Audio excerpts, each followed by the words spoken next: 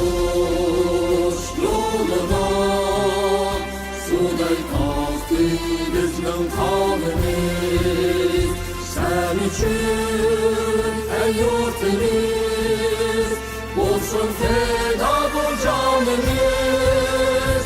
Kan kechib hem can verib, ağır kurtulmadan seni. Kurtuluşta kalbimizde var idi imanımız.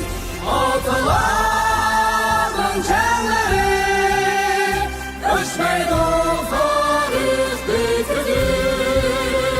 Nesli kaldı cenge var, biz onun evladı biz.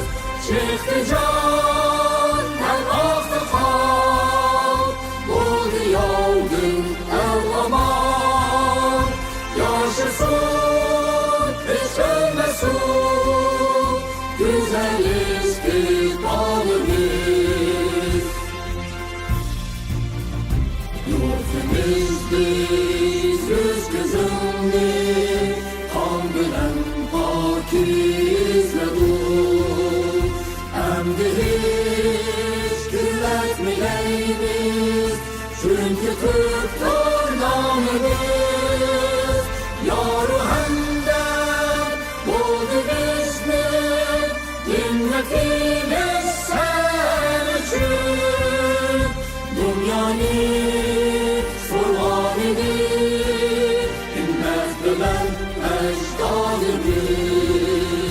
Atalarının canları ölçmeydi o tarih bitirdi. Nesli kaldı cenge var, biz onun evladı biz. Çıktı can hem aktı kan, buldu yavdın el aman.